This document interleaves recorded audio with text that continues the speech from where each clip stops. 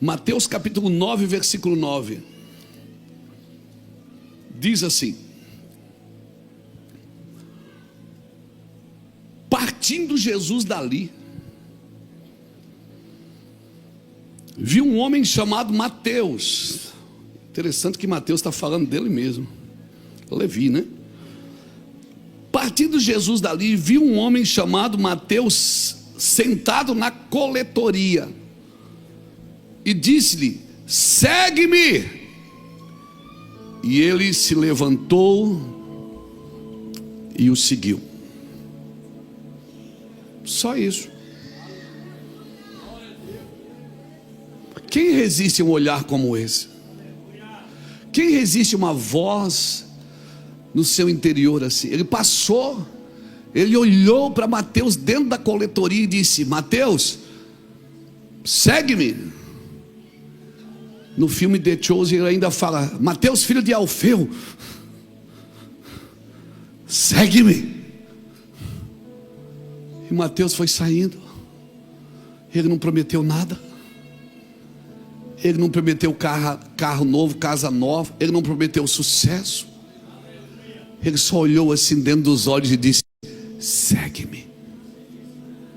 Eu fico imaginando Mateus tirando o coletinho, fechando o caixa. Será que a gente bateu a meta hoje? Não sei. E nem quero saber, porque onde é que você vai, Mateus? Vou atrás daquele homem ali. Você conhece ele? O pessoal está chamando ele de Messias. Eu vou. Você sabe onde ele está indo? Você é louco? Você quer isso mesmo? Essa é a vida que você quer, Mateus? Você tem segurança financeira aqui, rapaz. Você tem um emprego, você tem tudo certo aqui. Mas ele está me chamando. Está aí uma coisa que você vai ter que resolver na sua vida um dia. Quando você ouvir a doce voz do Espírito dentro de você, e aqueles olhos firmes batendo dentro dos seus olhos, e ele só olhando para você e dizendo: segue-me. Eu vou ler mais um versículo para não ficar só nesse. E sucedeu que, estando ele em casa à mesa, muitos publicanos e pecadores vieram e tomaram lugar com Jesus e seus discípulos. Ora, vendo isto, os fariseus perguntavam aos discípulos: por que ele come?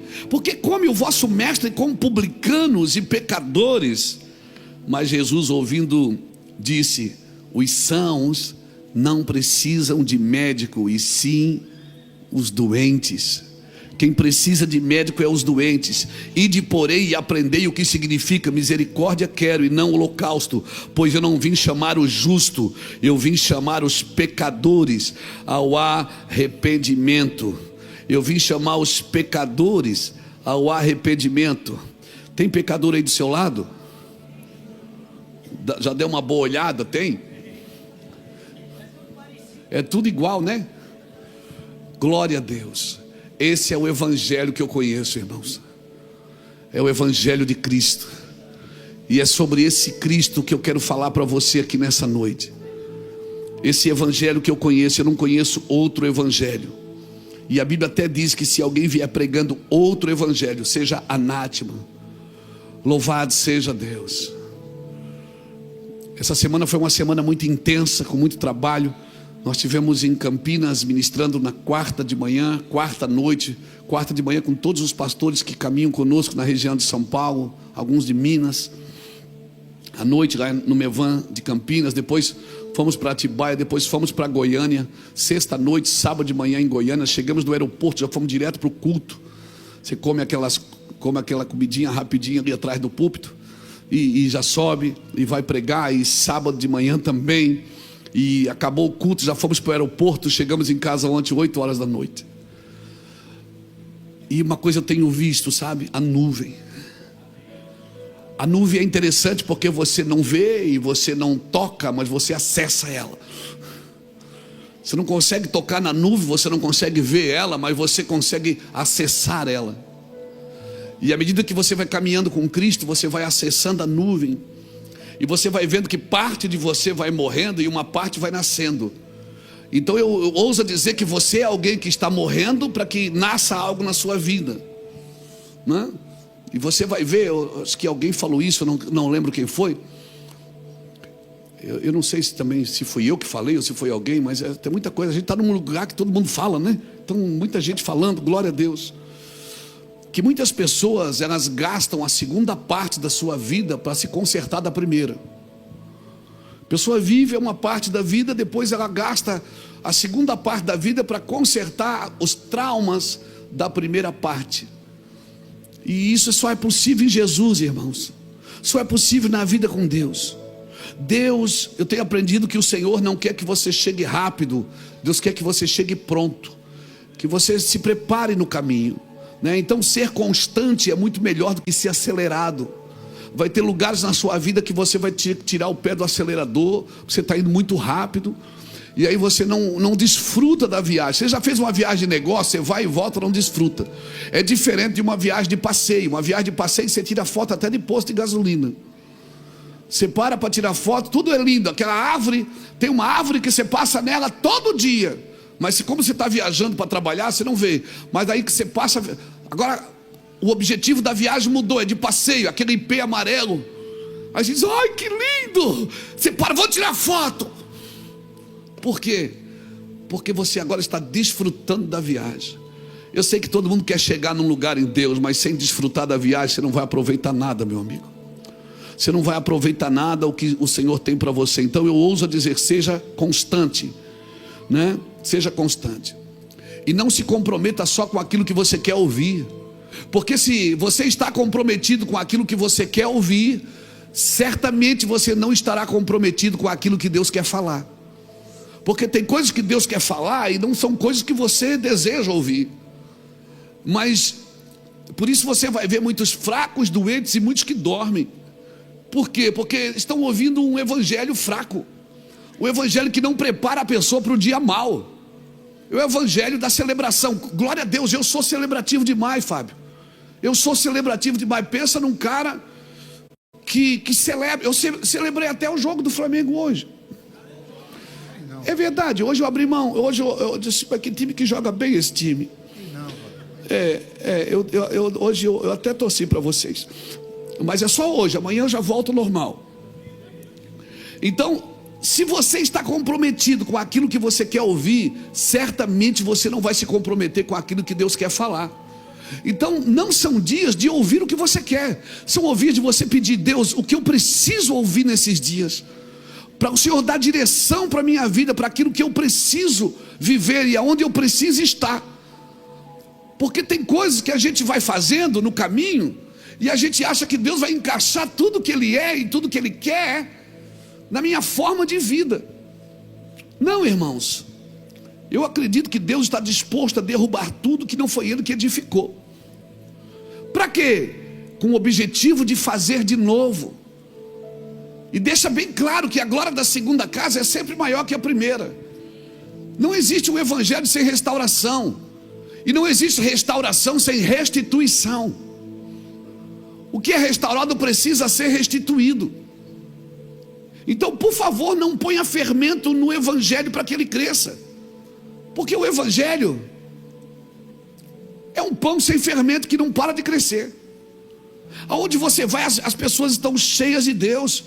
Tem muito, e alguém diga, mas isso aí não é Deus, isso aí é distração. Não importa, irmãos. Eu não vou ignorar aqui a fome das pessoas e a pureza das pessoas que buscam a Deus. A pessoa pode estar até tomando uma água doce. Talvez não seja água pura, talvez seja uma água doce.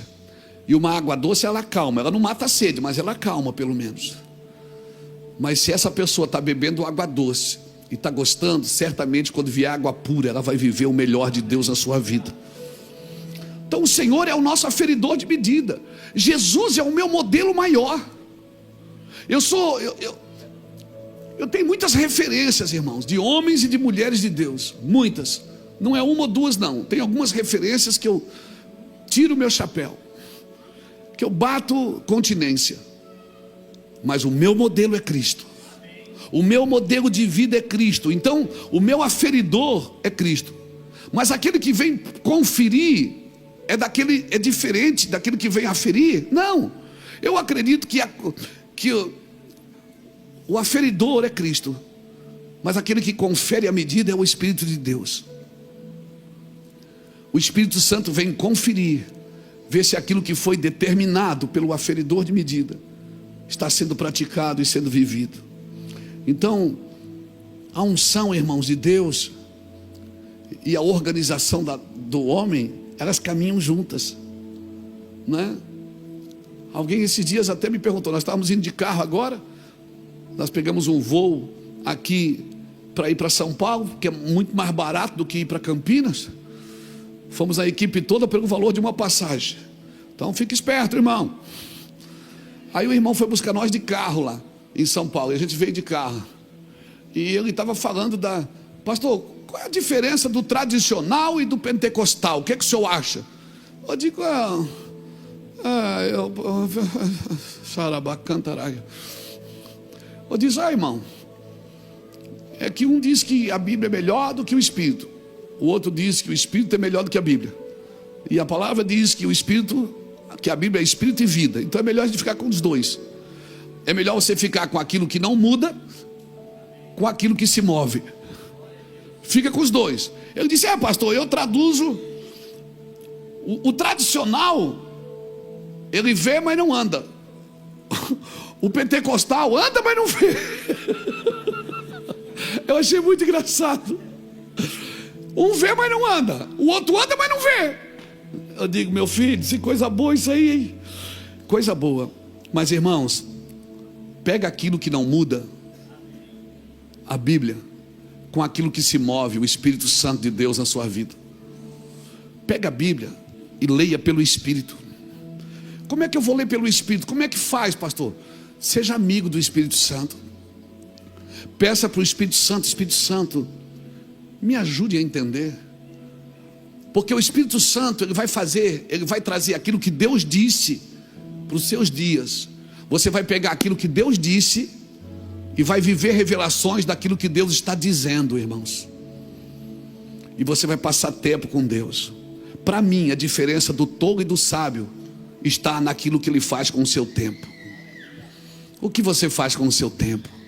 O tempo que você tem livre, o tempo que você não está trabalhando, não está fazendo alguma coisa para você. Você gasta tempo com o quê? Meu irmão, aonde você gasta tempo define muito aquilo que você quer da sua vida. As Escrituras falam que Jesus chamou eles para andar sobre as águas. Jesus disse, Pedro, vem. E Pedro foi, andou sobre as águas. Mas daqui a pouco ele parou, tirou os olhos de Jesus e começou a afundar.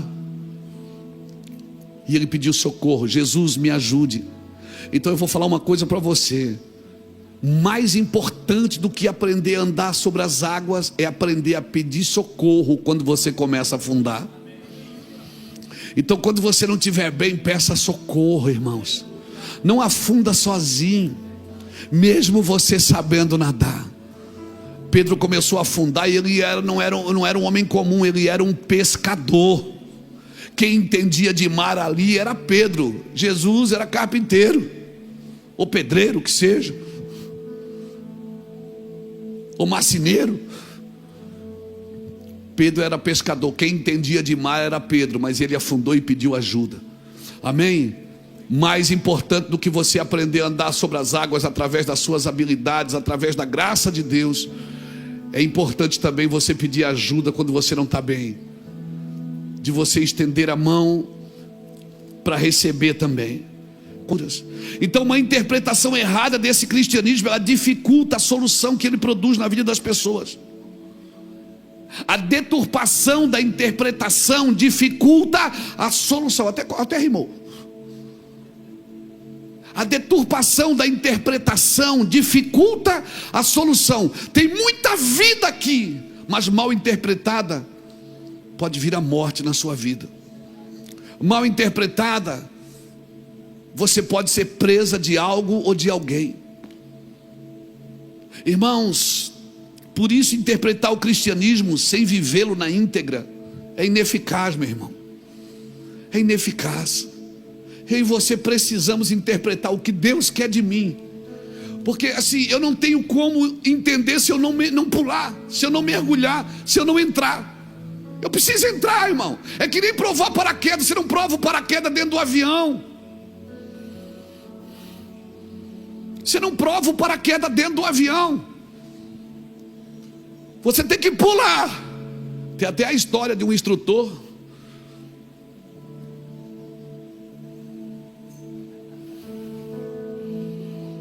Um instrutor, quando está muito sério assim, vocês ficam me olhando com a cara séria, tem que relaxar um pouco. Um instrutor falou para o rapaz que ia pular de paraquedas assim: olha, você vai pular, né? Aí você puxa o primeiro gatilho. Se falhar, você puxa o segundo. Tem 2 paraquedas. Aí quando chega lá embaixo, o jipe está lá embaixo te esperando para te trazer de volta para a base. Aí o cara, tá bom. Ele pulou, puxou o primeiro, falhou, puxou o segundo, falhou. Ele disse: só falta o jipe, não está lá embaixo para me pegar agora.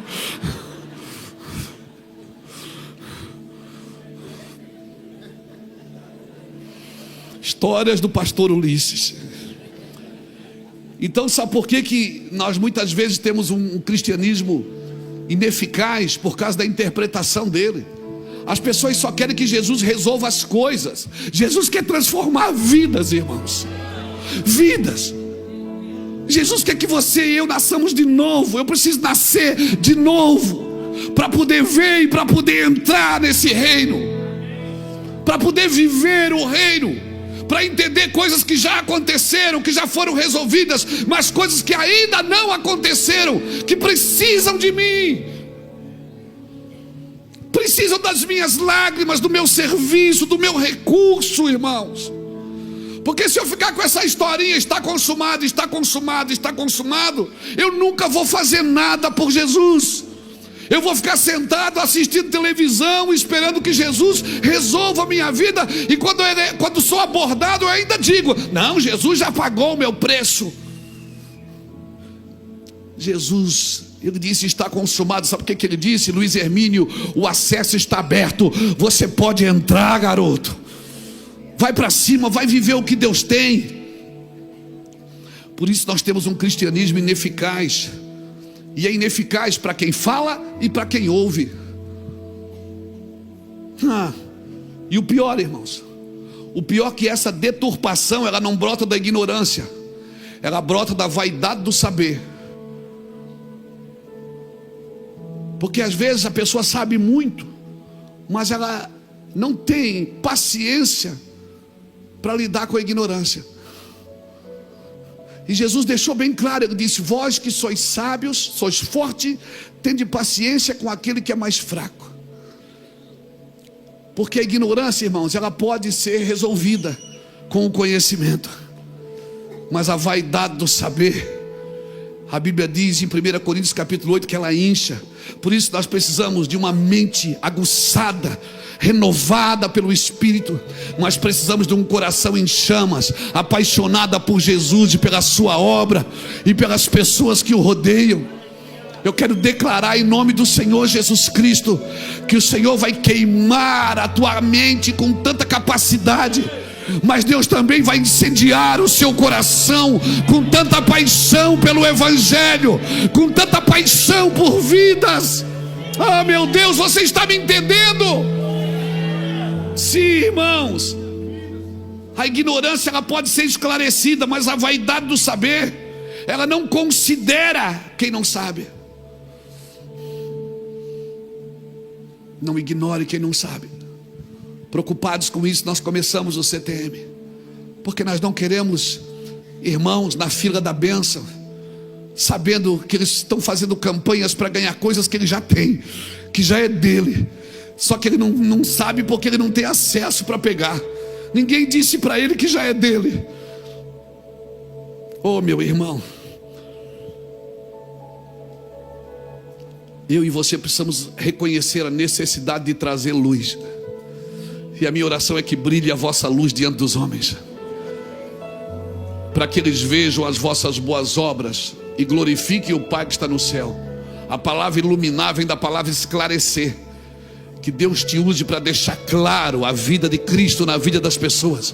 Que Deus te use para trazer clareza sobre todo lugar que você estiver, seja numa empresa, seja num shopping, seja num restaurante. Toda vez que você acessar a nuvem, você deixe claro para todo mundo, você seja acessível para todo mundo, porque Jesus Cristo não é o seu Jesus, Ele é o Jesus de toda a terra. Ele quer salvar todos. Jesus quer tocar a todos, irmãos.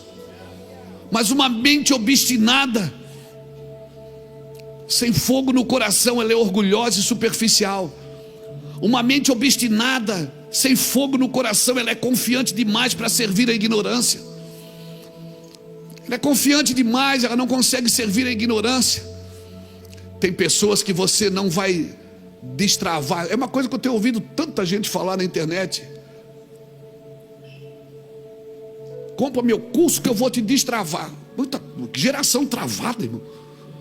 Compra isso porque eu vou te destravar. Você vai me ouvir e eu vou te ativar. Irmão, Jesus vem fazendo isso desde a fundação do mundo. Pessoa que passa meia hora por dia com o Senhor, mas ela está destravada em todas as áreas da sua vida. Ela está cheia do Espírito Santo. Eu não estou dizendo que você não precisa de pessoas capacitadas no mercado dos negócios. Eu não estou dizendo isso. Eu estou dizendo que você pode ter um profissional lá, você pode ter um psicólogo, você pode ter um técnico, um psicoterapeuta, você pode ter quantos métodos você fizer, você pode ter cursos acima de cursos, e aquela pessoa não pode te ajudar se você não entender quem você é. Eu conheço homens, irmãos, e mulheres que são capacitados por Deus para ativar outras pessoas, sim. Mas eles ativam hoje, a pessoa desliga amanhã.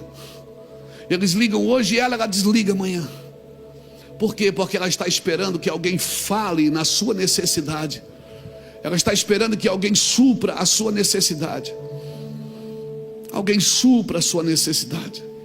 Às vezes a gente mostra um testemunho aqui no altar de uma pessoa que recebeu uma bênção. Recentemente nós levantamos uma oferta aqui para uma irmã pagar o seu plano de saúde para poder receber morfina. Irmão, você não sabe, eu fui bombardeado na internet de pessoas pedindo dinheiro. Eu digo, não sou Bradesco não, é Mevan aqui. Não é Bradesco, não é Itaú. Por quê? Porque todo mundo precisa, e sabe de muitas coisas. Muita gente não precisa de dinheiro, ela precisa de um toque de Cristo. Ela precisa de um olhar afetivo da glória de Deus. Aquele olhar que olharam para Ele e foram iluminados, e seu rosto não ficou confundido. Sabe aquele olhar que lhe bate os olhos? Pedro negou 3 vezes, ele só passou e olhou. Ele não falou nada, ele despede o seu miserável. Ele não despede o seu traíra, não. Ele só passou, depois de Pedro ter negado as 3 vezes, ele só passou e olhou para Pedro. Aquele olhar penetrou em Pedro. Oh meu Deus, se Judas tivesse visto esse olhar, ele não tinha se enforcado. Ele tinha corrido para a cruz e não corrido para os sacerdotes. Porque o olhar de Jesus vai fazer você correr para o lugar certo. Sim, irmãos, se Judas tivesse corrido para a cruz, ele tinha ouvido Jesus dizer: Pai, perdoa-os. Mas ele correu para a religião. A religião não pode te ajudar quando você se arrepende. Quando você se arrepende, a religião, ela vai colocar mais peso sobre você. Ela vai dizer que você tem que fazer isso, fazer aquilo, fazer aquele outro. Amém? Mas se você correr para a cruz, as coisas velhas se passaram. Eu não quero ninguém mais. Sim, e tudo se fez novo. Eu não quero nada